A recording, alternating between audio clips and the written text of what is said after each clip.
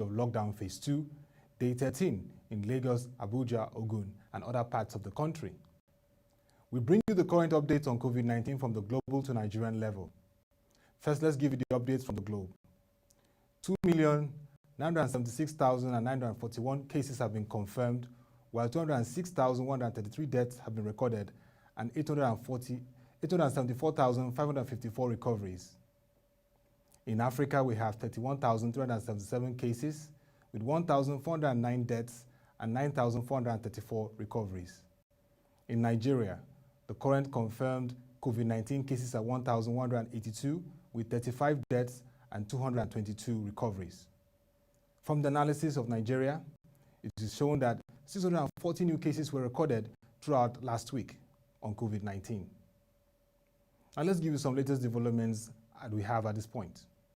We begin with the United States of America, where the White House advisors hope to come up with several options to present to President Donald Trump for big, thoughtful policies to help rebuild confidence in an economy that is battered by the coronavirus pandemic. This was a statement by Trump economic advisor. The nationwide lockdowns to curtail the spread of the novel coronavirus have battered the U.S. economy, shuttering businesses and causing rising unemployment. A record 26.5 million Americans have filed for unemployment benefits since mid-March, and retail sales, home building, and consumer confidence have all weakened sharply. The non-partisan Congressional Budget Office predicted last week Friday that the economy would contract at nearly a 40% annual rate in the second quarter, with unemployment cresting at 16% in the third quarter. But even next year, the CBO forecast the non-employment rate averaging above 10%. U.S. Treasury Secretary Steven Mnuchin said the economy should really bounce back in the third quarter after it begins to reopen in May and June. According to him, we're putting in an unprecedented amount of fiscal relief into the economy.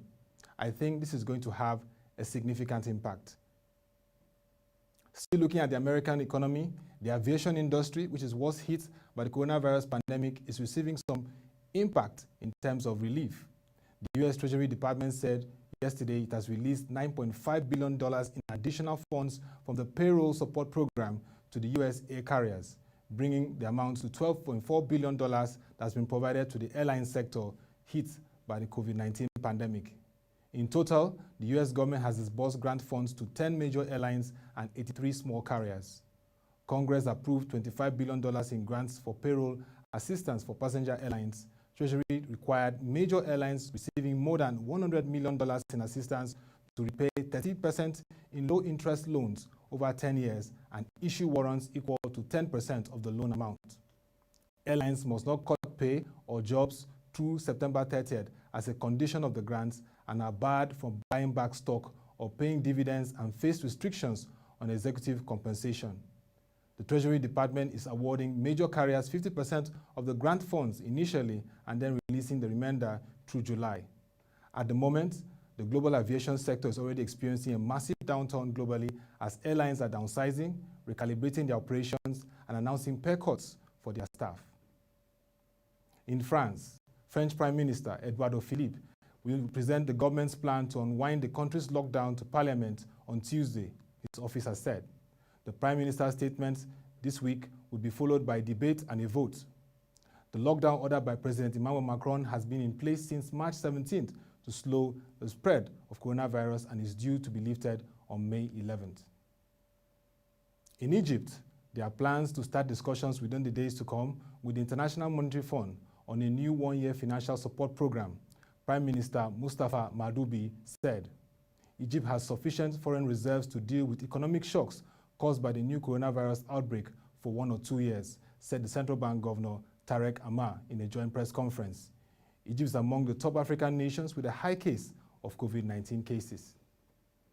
Hundreds of textile workers in Bangladesh capital Dhaka have taken to the streets demanding wages, flouting social distancing norms amid a nationwide lockdown to control the coronavirus pandemic. The second largest apparel producer after China, Bangladesh is set to lose export revenue of about $6 billion this fiscal year as the sector has been hit by cancellations from some of the world's largest brands and retailers, two industry bodies have said. Garment workers have held smaller protests in recent weeks to demand wages lost during the crisis must be repaid While last month, Bangladesh government announced a $588 million package aid for the crucial export-oriented sector to pay its workers. But garment manufacturers say the funds were not enough to mitigate the crisis. Still speaking on lockdown and protest, German police arrested dozens of protesters in Berlin yesterday for flouting the coronavirus lockdown measures where they were demonstrating against. About 1,000 people turned out for the rally, which has become a weekly event in the German capital. Saturday's protest attracted mainly far-left activists, but also saw attendance from right-wing supporters and members of fringe groups. Still speaking on the lockdown across the globe, Indian Prime Minister Mr. Narendra Modi has appealed to citizens to strictly comply with a nationwide lockdown and maintain social distancing norms as cases of coronavirus mounted steadily despite a month-long curfew. In a radio address, Mr. Modi said the country was in the midst of a war and urged hundreds of millions of citizens to sustain the people-driven fight and not be misled into believing the spread of the virus has been brought fully under control. According to him, I will urge you that we should not be trapped into overconfidence and not to believe that in our city, in our village, in our streets, and in our office, coronavirus has not reached its peak. And that is why we will have to do all it's possible to mitigate it. India has reported 26,496 cases of COVID-19, the respiratory disease caused by the coronavirus, and 824 deaths. The authorities have set up teams to focus on compliance with lockdown measures across the country.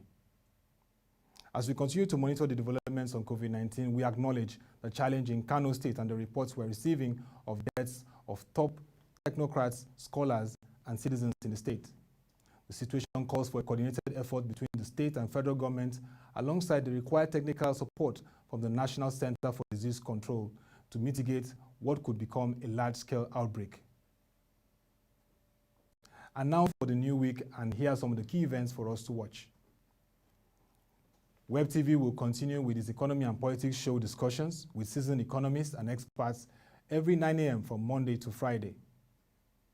This will have critical topics that go across the economy and will be of great impact to the country this period of the pandemic. Also, the market review will feature notable financial analysts, policy experts, thought leaders, government officials, amongst others, every 10 a.m. from Monday to Friday. Also, on Monday, we expect that the President, Muhammadu Buhari, will address the nation by latest 7 p.m.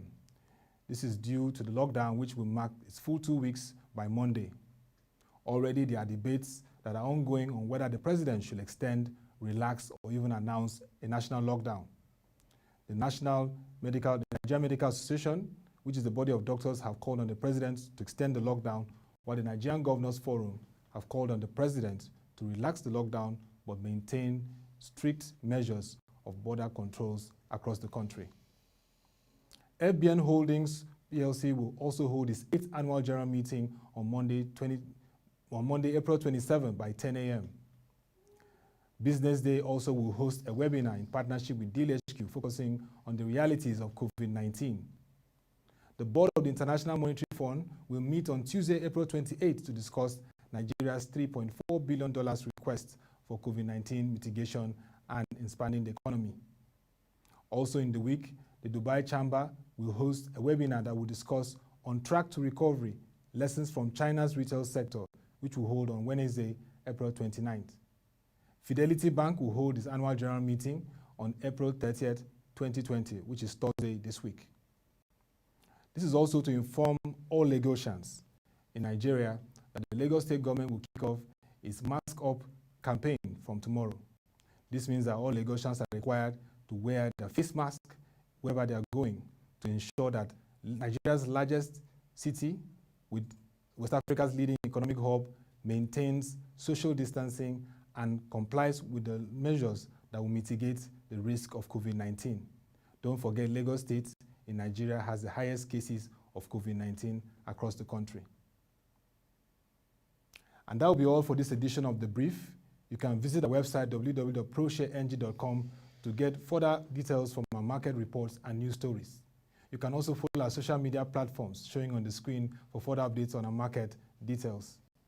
This period of the pandemic, ProShare has provided up-to-date information on the COVID-19 pandemic and the impact on the market and economy from the global to the Nigerian level.